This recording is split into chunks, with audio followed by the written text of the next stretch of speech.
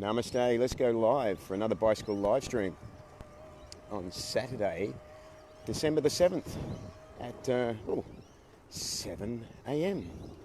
It's 25 degrees. I've ridden 36 kilometres and this live stream is coming to you courtesy of my old phone, which I'm hotspotting off my new phone because my old phone doesn't have a cellular card, and my new phone, I can't get most of the features on Facebook to work, so I can't do the live stream from it. So I found a way around it. If that makes any sense to you, fantastic. There'll be a test later and maybe you'll pass. Anyway, this morning's topic is understanding perfect spiritual timing. Now, I've talked about this sort of understanding in amongst other live streams, but don't think I've actually ever done a live stream just about perfect universal timing. And it is such an important thing to understand and to realize the perfection of. Now, everything happens for a reason. In fact, it is said in the ancient scriptures that not a blade of grass moves without the will of the universe. So everything is perfectly planned, perfectly timed, perfectly set up for a reason. When we know that, we sort of mesh into the piece of that understanding. But the problems come when I guess you could say we don't, I've got the traffic lights after all, when we don't accept the perfection of this, because the events that are happening are not what we think should be happening, not what we wish for, not the events that we would want to fill our desires and our let me just tilt this up a bit. And our plan of the way things should go for us and our little microcosm of the world. And this is where we butt heads up against perfect universal planning. But I've got to explain how it is perfect and why it works the way it does. People will accept that you and I will accept that things are perfectly planned when things are going our way, when they're going the way that we think they should be going. And that's sort of understandable. Nothing, not rocket science to sort of come to that understanding. But then we will very quickly get annoyed with the universe, very quickly get our backs up when we discover that things have taken a turn away from what we think is the way things are going. Now, this might be in the measure of something small and irritable, maybe like getting a flat tire or something like that, something that's sort of fairly easily solved. Or it might be something a bit more major, let's go say extremely major, like say getting cancer or being involved in an accident, or something that has possible long-term repercussions. When something like that happens to us or to a loved one, we immediately throw up a resistance to the perfect timing of the universe.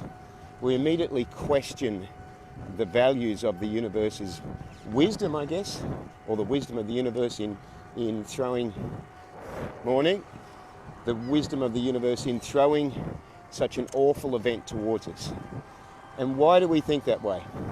Because we judge that getting cancer or being in an accident or something like that is not a good thing. We have a scale of what we think is good and not good. So we judge it's not a good thing for us.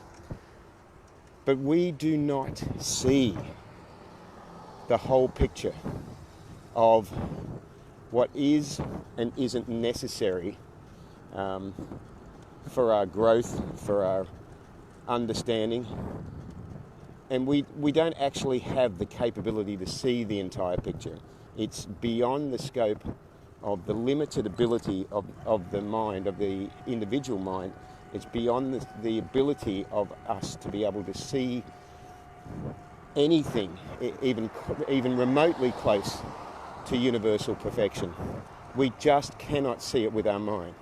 We can accept it on a heart level, but we can't see it with our mind. And it's our mind that questions why something is happening that we deem to be not good, or to be evil, or to be, especially current events with the climate crisis, so many animals and people and property and environment being affected, with the fires here in Australia, the flooding, the cyclones, the typhoons, all the extreme weather events.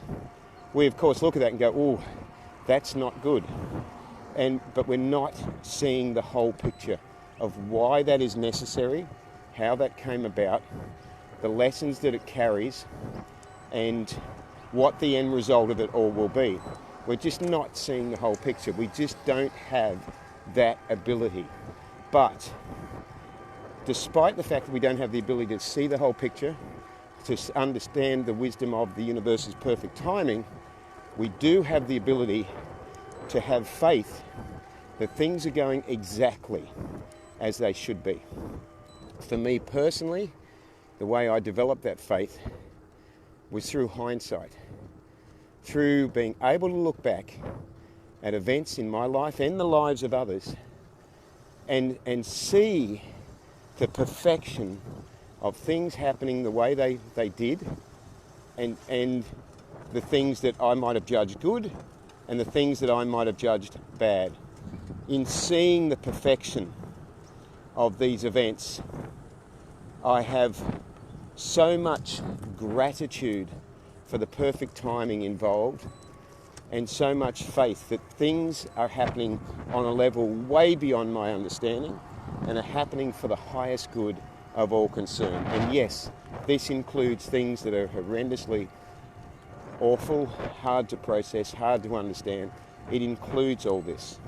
The prime directive of universal wisdom is to put us in situations that enable us to go back home to true love, that bring us through lessons, through situations, so that we can end up actually in a state, let me reword that, we can end up in a state of actual permanent happiness, not the temporary happiness, not the fleeting happiness that can be found here, but we can actually get back to a state of universal connection and true happiness, true soul-satisfying happiness.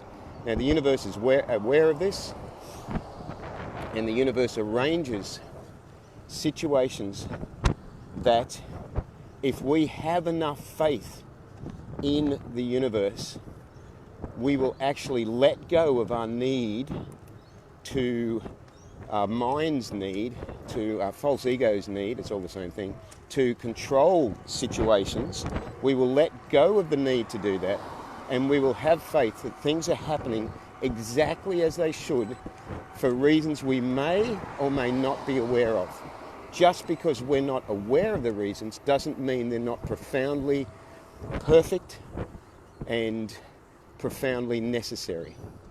So, the main thing I'll keep this short this morning, the main thing I want to get across there is hindsight can help you develop faith to see that things are happening the way they should be, and that when we shift our perspective to one of faith, we actually let go of the need to control, and this actually enables the lesson and the growth to flow more freely. So thank you for watching. Remember to live vegan and save lives, and have a gloriously, perfectly timed Saturday. Ahimsa.